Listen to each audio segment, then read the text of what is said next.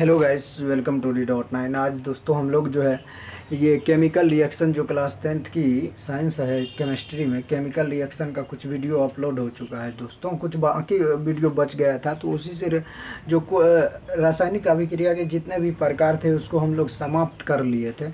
और आगे जो बच गया क्या था कि रासायनिक समीकरण क्या है, रासायनिक समीकरण कितने प्रकार के होते हैं, रासायनिक समीकरण क्या है, रासायनिक समीकरण के प्रकार कौन कौन होते हैं, रासायनिक समीकरण को संतुलित करने का विधि, रासायनिक समीकरण के सीमाएं और दोष क्या है दोस्तों, और रासायनिक समीकरण के सीमा और दोष को दूर कैसे किया जाता है, उसी के बारे में आज हम लोग पढ़ने वाले हैं। और क्या पढ़ेंगे, इसमें दहन के बारे में भी पढ़ेंगे दोस्तों। कौन चीज़ के बारे में पढ़ेंगे तो याद रखना दोस्तों, दहन के बारे में भी पढ़ेंगे। दहन क्या है, और ज्वाला के बारे में, ज्वाला के बारे में भी पढ़ेंगे। दहन और ज्वाला के बारे में क्या है दहन और क्या होता है ज्वाला। अब देखते हैं दोस्तों कि रासायनिक समीकरण को लिखने का नियम क्या है। तो दोस्तों रासायनिक समीकरण को लिखने का नियम क्या है, तो एक नंबर में आप देखिए कि रासायनिक समीकरण का लिखने का नियम क्या होना चाहिए कि जो रासायनिक अभिक्रिया में जो भाग ले रहा है पदार्थ है उसका संकेत और सूत्र आपको याद होना चाहिए। क्या होना चाहिए, संकेत और या सूत्र जो है इसका क्या होना चाहिए, याद होना चाहिए। और रासायनिक समीकरण को जब भी लिखते हैं दोस्तों तो उसको हम क्या लिखते हैं, कैसे, संकेत एवं सूत्र के माध्यम से लिखते हैं रासायनिक समीकरण को। तो पहला इसका नियम क्या हो जाएगा, संकेत एवं सूत्रों को लिखने का जो या संकेत एवं सूत्र याद होना चाहिए आपको, और संकेत और सही सूत्र उसका याद होना चाहिए। दूसरा क्या करते हैं दोस्तों, तो हम देखते हैं कि इसमें क्या करते हैं, संकेत में ये रासायनिक समीकरण जो लिखते हैं तो तीर चिन्ह के दोनों तरफ देखें, ये है तीर चिन्ह। और अब क्या करते हैं कि तीर चिन्ह के एक तरफ ये साइड जो है अगर संख्या आगे इसको क्या बोलते हैं, अभिकारक। अगर अभिकारक एक से अधिक है दोस्तों, अभिकारक क्या है, अगर एक से अधिक है, मान लेते हैं एक अभिकारक ए है और एक बी है, तो इन दोनों के एक बी है तो इन दोनों के बीच धन चिन्ह का प्रयोग करते हैं। क्या करते हैं दोस्तों, तो धन चिन्ह का प्रयोग करते हैं अभिकारक अगर एक से अधिक रहेगा तब उसके बाद क्या करते हैं, अगर प्रतिफल एक से अधिक बन रहा है तब उसके कंडीशन में प्रतिफल एक से अधिक बन रहा है तो उसके बीच मान लेते हैं प्रतिफल एक सी बना और दूसरा क्या बना डी। तो अगर एक से अधिक प्रतिफल बन रहा है तो इन दोनों के बीच धन चिन्ह का प्रयोग करेंगे। क्या करेंगे दोस्तों, तो धन चिन्ह का प्रयोग करेंगे। क्या है, तो पहले हमको समीकरण लिखने, रासायनिक समीकरण लिखने के लिए क्या होना चाहिए, संकेत एवं सूत्र का पता होना चाहिए। और क्या करना है, और क्या याद रहना चाहिए कि ये जो अगर अभिकारक दो से एक से अधिक है तो उन दोनों अभिकारक के बीच धन चिन्ह का प्रयोग करेंगे। और प्रतिफल के बीच अगर प्रतिफल एक से अधिक है तब उसके बीच क्या करेंगे, हम लोग धन चिन्ह का प्रयोग करेंगे दोस्तों। जैसे आप एग्जाम्पल लेकर के समझिए, जैसे यहाँ देख लीजिए, इसको मिटा देते हैं दोस्तों,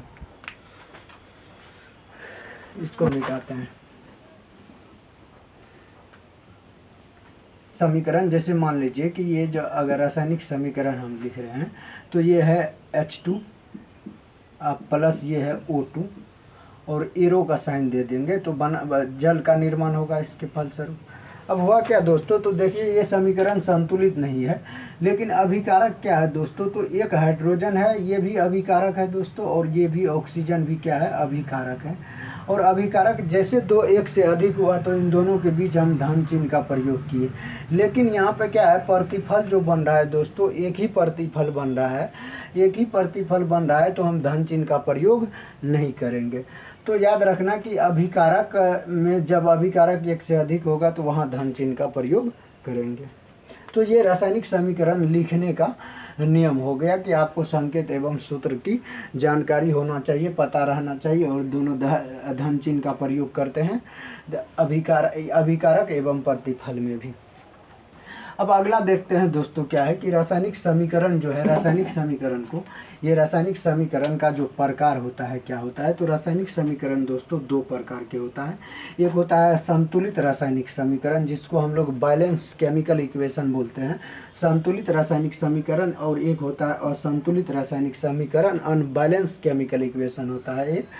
तो रासायनिक समीकरण जो होता है क्या, दो प्रकार के होता है दोस्तों। रासायनिक समीकरण कितने प्रकार के होते हैं, तो दो प्रकार के होते हैं, संतुलित समीकरण और असंतुलित समीकरण। संतुलित समीकरण किसे कहते हैं दोस्तों, तो देखिए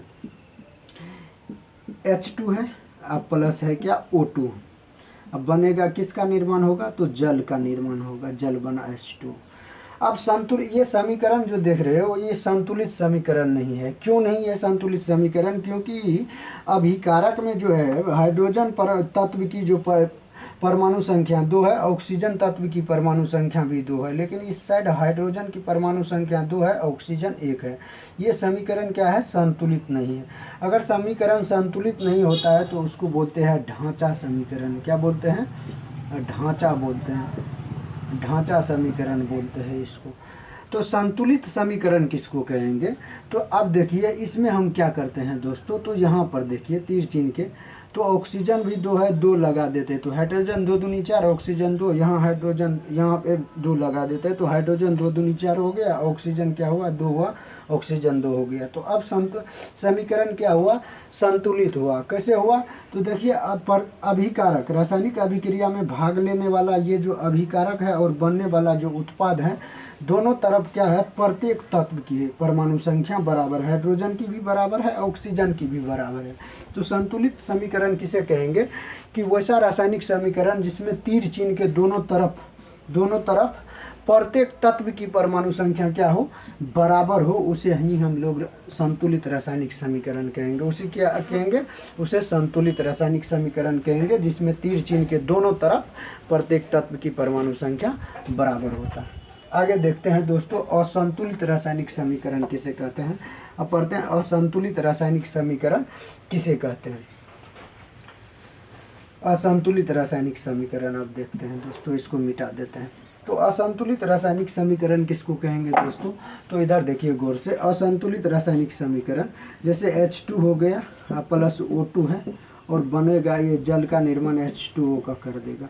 तो असंतुलित, यहाँ देखिए हाइड्रोजन 2 है, हाइड्रोजन 2 है, ऑक्सीजन 2 है, लेकिन यहाँ इस साइड ऑक्सीजन 1 ही है। तो ये समीकरण क्या है, ये समीकरण संतुलित नहीं है। अर्थात इसको कैसे बोलेंगे कि असंतुलित रासायनिक समीकरण किसे कहते हैं, तो बोलेंगे वैसा रासायनिक समीकरण जिसमें तीर चिन्ह के दोनों तरफ प्रत्येक तत्व की परमाणु संख्या बराबर नहीं होता है, तो उसे हम कहेंगे असंतुलित रासायनिक समीकरण। क्या कहेंगे, असंतुलित रासायनिक समीकरण जिसमें तीर चिन्ह के दोनों तरफ प्रत्येक तत्व की परमाणु संख्या क्या हो, बराबर नहीं हो, तो उसे हम कहेंगे असंतुलित रासायनिक समीकरण। ये बात आपको समझ में आ गया होगा। अब देखते हैं रासायनिक समीकरण जो है दोस्तों, ये रासायनिक समीकरण ये जो है संतुलित करने का विधि कितना है। तो रासायनिक समीकरण लिखा हुआ है, रासायनिक समीकरण संतुलित करने का विधि। तो रासायनिक समीकरण संतुलित करने का 2 विधि है। एक है क्या, अनुमान विधि, अनुमान विधि, और दूसरा क्या है दोस्तों, तो दूसरा है ये जो बीजगणितीय विधि।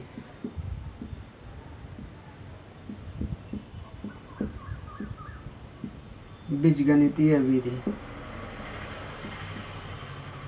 2 विधि से हम लोग क्या करते हैं, रासायनिक समीकरण को संतुलित करते हैं। हीट एंड ट्रायल मेथड में क्या करते हैं दोस्तों, ये अनुमान, अधिकतर रासायनिक समीकरण को जो है दोस्तों हीट एंड ट्रायल मेथड से ही क्या करते हैं, संतुलित करने में सहूलियत होता है, आसान होता है। तो हम लोग अनुमान विधि से संतुलित रासायनिक समीकरण को संतुलित करने का कोशिश करते हैं। लिखते हैं यहाँ दोस्तों, तो देखिए कैसे करते हैं अनुमान विधि से। तो अनुमान विधि से मान लेते हैं एक रासायनिक समीकरण है, जैसे क्या हो गया H2 प्लस में O2 है। तो हम जल का, हम जानते हैं कि जब भी ऑक्सीजन और हाइड्रोजन वापस में मिलता है तो जल का निर्माण होता है। जैसे हम हाइड्रोजन की अभिक्रिया ऑक्सीजन के साथ करवाएंगे तो उसके फलस्वरूप क्या होगा, जल का निर्माण होगा। और जल का सूत्र क्या होता है, H2O होता है। क्या होता है दोस्तों, H2O। लेकिन इसको हम क्या करेंगे, अनुमान विधि से इसको संतुलित करेंगे। तो यहाँ देखिए कि 2 हाइड्रोजन की परमाणु है, यहाँ हाइड्रोजन 2 है, लेकिन ये हाइड्रोजन संतुलित है, लेकिन ऑक्सीजन क्या है, यहाँ 2 है और यहाँ 1 ही है। तो अब हम करेंगे क्या, ऑक्सीजन को जैसे संतुलित करेंगे तो यहाँ लगाएंगे 2। यहाँ जब हम 2 लगा दिए, कहाँ लगा दिए, प्रतिफल में हाइड्रोजन में 2 लगा दिए। तो हाइड्रोजन में यहाँ देखिए H हो गया और इस साइड O हो गया। ये प्रतिफल वाला तत्व है, और ये अभिकारक वाला तत्व लेते हैं। इस साइड अभिकारक हाइड्रोजन लेते हैं, इधर ऑक्सीजन लेते हैं दोस्तों। तो इसमें क्या है दोस्तों, हाइड्रोजन की संख्या क्या है, यहाँ पे 2 है, और यहाँ पे ऑक्सीजन भी 2 है। यहाँ पे क्या है, हाइड्रोजन देखिए यहाँ पर क्या है, तो 4 है, और ऑक्सीजन कितना है, 2 है। लेकिन इस साइड बैलेंस नहीं है, तो इसका मतलब हाइड्रोजन में जैसे हम 2 से गुना करेंगे तो 2 दूना 4, हाइड्रोजन 4 हो जाएगा। तो यहाँ 2 से गुना किए तो दोनों तरफ देखिए क्या है, इस तरफ भी हाइड्रोजन 4 है, इस तरफ भी 4 है, इस तरफ ऑक्सीजन 2 है, इस तरफ भी 2 है ऑक्सीजन। तो इस तरह हम क्या करते हैं, हीट एंड ट्रायल मेथड से इसको संतुलित कर लेते हैं। इस तरफ देखिए प्रतिफल, ये जो प्रतिफल है या उत्पाद की तत्व की परमाणु संख्या है, इस तरफ जो है अभिकारक की तत्व की परमाणु संख्या, दोनों तरफ बराबर है। इस तरह हम अनुमान लगा के क्या करते हैं दोस्तों, अनुमान विधि से इसको संतुलित कर लेते हैं। आगे देखते हैं दोस्तों, आगे लेते हैं। अब देखते हैं क्या लिखा हुआ है दोस्तों। तो यहाँ लिखा हुआ है कि रासायनिक समीकरण के सीमा या दोष। रासायनिक समीकरण में क्या दोषें थी और क्या सीमा है। दोष या सीमा एक ही बात है। अब क्या है कि भौतिक अवस्था, तो रासायनिक समीकरण में जो है भौतिक अवस्था की रासायनिक समीकरण कोई जानकारी नहीं देता। भौतिक अवस्था जैसे हो गया ठोस,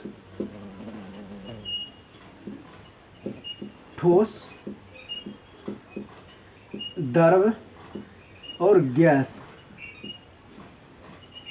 गैस की कोई जानकारी नहीं देता है। क्या करता है दोस्तों, ठोस, द्रव एवं गैस की कोई जानकारी रासायनिक समीकरण में नहीं प्राप्त होता है। क्या होता है, भौतिक अवस्था। भौतिक अवस्था मतलब क्या होता है, ठोस, द्रव और गैस। तो रासायनिक समीकरण ठोस, द्रव और गैस की कोई जानकारी नहीं देता। उसके बाद है उत्सर्जित या अवशोषित।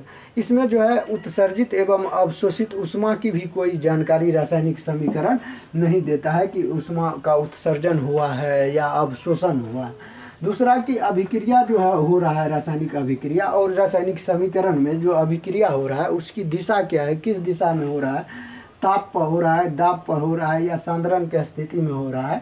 तो इस बात की जानकारी रासायनिक समीकरण नहीं देता है। तो याद रखना, किसकी, उत्सर्जित या अवशोषित ऊष्मा की जानकारी नहीं देता है।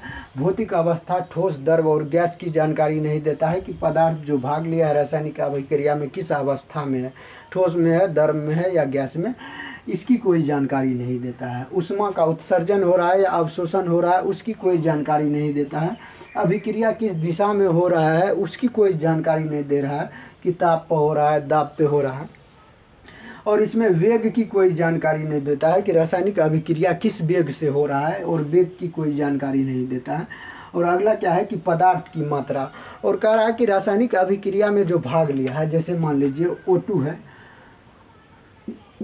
H2 है प्लस O2 है और बना है जल H2O। तो आकारा की पदार्थ की मात्रा कि रासायनिक अभिक्रिया में जो भाग लिया है ये पदार्थ, इसकी मात्रा कितना है, और बना जो है पदार्थ इसकी मात्रा कितना है इसका मात्रा, और इसका कितना मात्रा है, इसकी कोई जानकारी रासायनिक समीकरण नहीं देता है। तो इसी रासायनिक समीकरण के सीमा या दोष को दूर करने के लिए देखिए रासायनिक समीकरण और सीमा को कैसे दूर किया जा सकता है।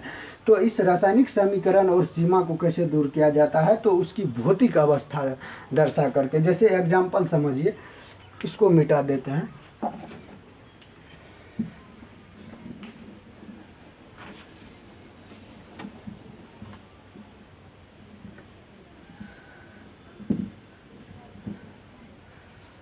देखिए, तो रासायनिक समीकरण की ये जैसे सीमा को दूर कैसे किया जाता है, भौतिक अवस्था। जैसे मान लीजिए कि H2 है, एग्जाम्पल समझिए, इसका H2 है और प्लस O2 है, बना क्या है, जल बना है, H2O बना है।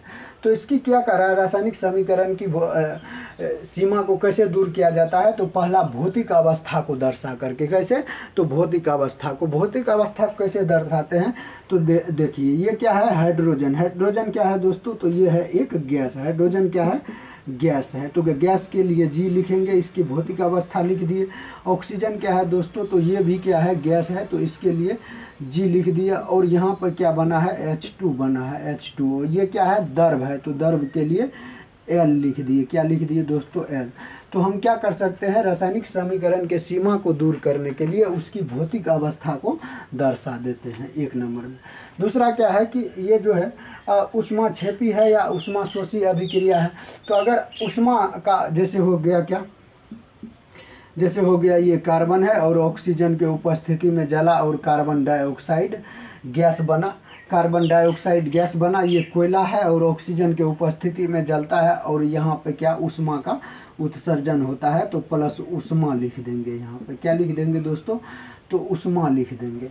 अगर ऊष्मा की उत्पत्ति हो रहा है, रासायनिक समीकरण में ऊष्मा की उत्पत्ति हो रहा है, तो उसके लिए क्या लिखेंगे हम, प्लस ऊष्मा। अगर ऊष्मा की उत्पत्ति नहीं हो रहा है, ऊष्मा का उत्सर्जन नहीं हो रहा है, अवशोषण हो रहा है, तो माइनस ऊष्मा लिखेंगे। इस साइड क्या लिखेंगे दोस्तों, तो माइनस ऊष्मा लिखेंगे। या इसको क्या करेंगे, अगर माइनस ऊष्मा नहीं लिखेंगे तो इसको, अगर ऊष्मा के अवशोषण हो रहा है तो इसको क्या करेंगे, इसी साइड लिख देंगे। रासायनिक समीकरण के तीर चिन्ह के इसी तरफ प्लस ऊष्मा दे करके इसको लिख सकते हैं। या तो इस तरफ जो है तीर चिन्ह के इस तरफ जब लिखेंगे, ऊष्मा का अगर अवशोषण हो रहा होगा तो माइनस देकर लिखेंगे। अगर ऊष्मा का अवशोषण हो रहा है तो अगर तीर चिन्ह के इधर तरफ लिखना है तो प्लस देकर लिखना है। तो क्या हो रहा है कि ऊष्मा का ये जो है ऊष्माक्षेपी है, रासायनिक अभिक्रिया या ऊष्माशोषी है, इसको इस तरह हम दर्शा सकते हैं। तीसरा क्या है कि अभिक्रिया की शर्त। अभिक्रिया किस का शर्त क्या है कि ताप पे हो रहा है, ताप पे हो रहा है या दाब पे हो रहा है, दाब पर हो रहा है, या उत्प्रेरक में हो रहा है, उत्प्रेरक के उपस्थिति में हो रहा है। तो ये अभिक्रिया के शर्तें हो गया, किस दाब पे हो रहा है या ताप पे या उत्प्रेरक या सांद्रण के स्थिति में हो रहा है। तीसरा क्या है, चौथा क्या है दोस्तों, इसमें देखते हैं। चौथा जो है दोस्तों ये 4 नंबर होगा। तो चौथा क्या है, अवक्षेप का बनना। तो जब भी रासायनिक अभिक्रिया में अवक्षेप बनेगा तो अवक्षेप के लिए क्या करेंगे, जैसे एग्जाम्पल समझिए, ये इसको मिटाते हैं दोस्तों। NaCl plus Ag plus AgNO3 silver nitrate हो जाएगा। ये क्या हो गया, NaCl प्लस AgNO3 हो गया दोस्तों। तो क्या हो गया, तो NaCl है प्लस AgNO3 है, सिल्वर नाइट्रेट है। जब भी ये अभिक्रिया करेगा दोस्तों, तो याद रखना, जब भी अभिक्रिया करेगा तो ये बना क्या लेगा दोस्तों, तो यहाँ बना लेगा सोडियम क्लोराइड बनाएगा, सोडियम नाइट्रेट बना लेगा। ये पहले सोडियम क्लोराइड बनाएगा AgCl, और प्लस में क्या बना लेगा, ये सोडियम नाइट्रेट बना लेगा NaNO3 बना लेगा। तो ये क्या है दोस्तों, ये अवक्षेप के रूप में सिल्वर क्लोराइड क्या होगा, नीचे की तरह इस विलयन में बैठ जाएगा। तो इसके लिए एरो का साइन ऐसे लगा देंगे। तो इस तरह क्या होता है कि हम अवक्षेप की स्थिति को दर्शा देते हैं तीर के साइन नीचे की तरफ लगा करके। तो ये हो गया क्या, रासायनिक समीकरण और उसके रासायनिक समीकरण लिखने का तरीका क्या है, लिखने का नियम क्या है, रासायनिक समीकरण को संतुलित करने का विधि क्या है, रासायनिक समीकरण कितने प्रकार के होते हैं वो जाने, रासायनिक समीकरण के सीमा क्या क्या है, रासायनिक समीकरण या सीमा या दोष क्या क्या है, सीमा या दोष को दूर कैसे किया जाता है वो हम समझे। अब उसके बाद आते हैं दोस्तों दहन के बारे में, जानते हैं कि दहन क्या है, इसको मिटाते हैं। देखते हैं कि दहन क्या होता है। तो दहन क्या होता है, हम दहन के बारे में पढ़ते हैं। तो दहन जो होता है दोस्तों, जब कोई पदार्थ ऑक्सीजन के उपस्थिति में जलता है, तो वो जो ऑक्सीजन के उपस्थिति में जलता है, तब उसी प्रक्रिया को हम क्या कहते हैं, दहन। जब कोई पदार्थ ऑक्सीजन के उपस्थिति में जलना प्रारंभ करता है तो उसी प्रक्रिया को क्या कहा जाता है, तो उसी प्रक्रिया को क्या कहा जाता है दोस्तों, तो दहन। याद रखना, जैसे हो गया क्या, ये कार्बन है और ये ऑक्सीजन के उपस्थिति में क्या होता है, जलता है और कार्बन डाइऑक्साइड गैस रिलीज करता है, साथ में ऊष्मा देता है दोस्तों। क्या देता है, ऊष्मा देता है, और ऊष्मा के साथ में इसमें क्या निकलता है, तो प्रकाश निकलता है। क्या निकलता है, प्रकाश निकलता है। अब इस बात को समझिए कि दहन किसको कहते हैं? ऑक्सीजन के उपस्थिति में किसी पदार्थ के जलने की जो प्रक्रिया होता है उसको दहन कहते हैं। तो जैसे कार्बन है, ऑक्सीजन के उपस्थिति में जलकर कार्बन डाइऑक्साइड और ऊष्मा और प्रकाश की उत्सर्जन करता है। ऊष्मा भी निकलता है और प्रकाश भी साथ में निकलता है। अब क्या होता है, इसमें दो पदार्थ रहता है। एक पदार्थ जो ज्वलनशील पदार्थ होता है या दहनशील पदार्थ,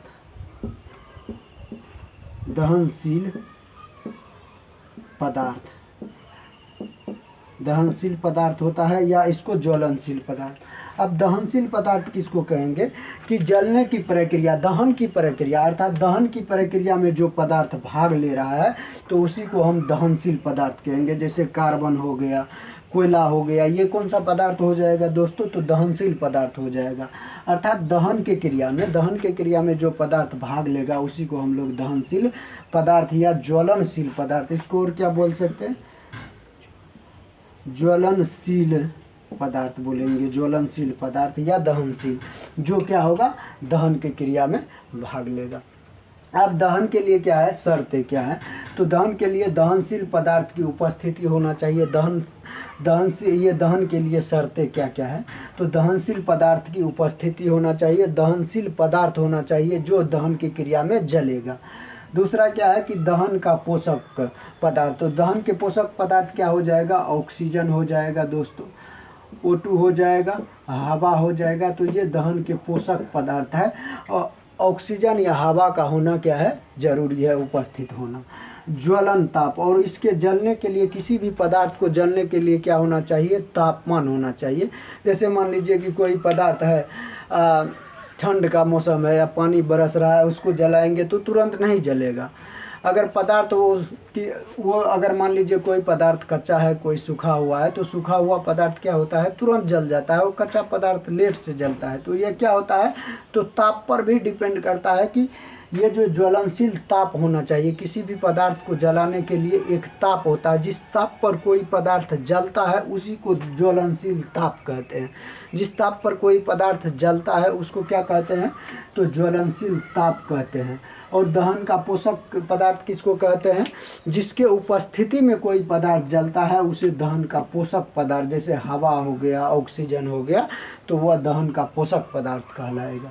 दहनशील पदार्थ की उपस्थिति, जो दहन के क्रिया में जो पदार्थ भाग लेगा उसी को दहनशील पदार्थ कहेंगे।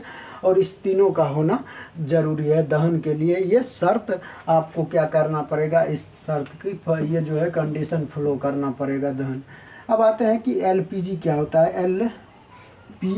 एलपीजी क्या होता है? Liquefied petroleum gas. क्या होता है? Liquefied petroleum gas. तो एलपीजी का प्रयोग हम लोग क्या करते हैं दोस्तों? तो याद रखना कि घर में खाना बनाने के में एलपीजी का उपयोग करते हैं, वो एलपीजी गैस का उपयोग करते हैं।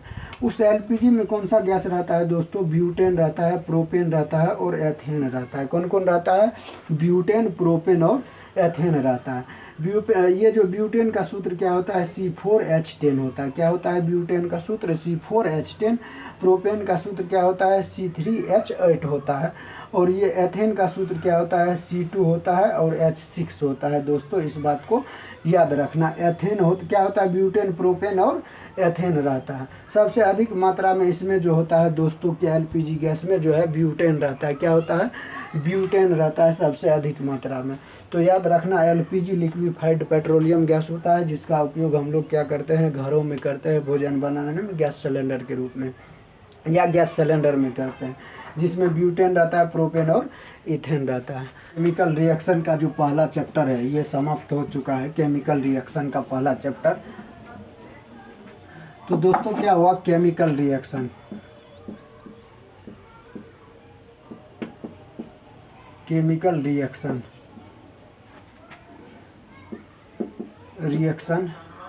और इक्वेशन जो है,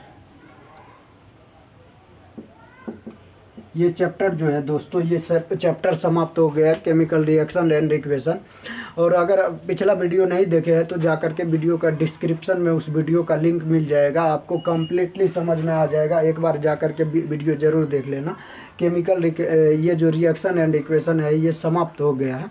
अब इसकी ऑब्जेक्टिव बचा है, तो ऑब्जेक्टिव आपको ये जो है ऑब्जेक्टिव समझा देंगे करके, ऑब्जेक्टिव को अगले वीडियो में हम लोग कंप्लीट कर लेंगे।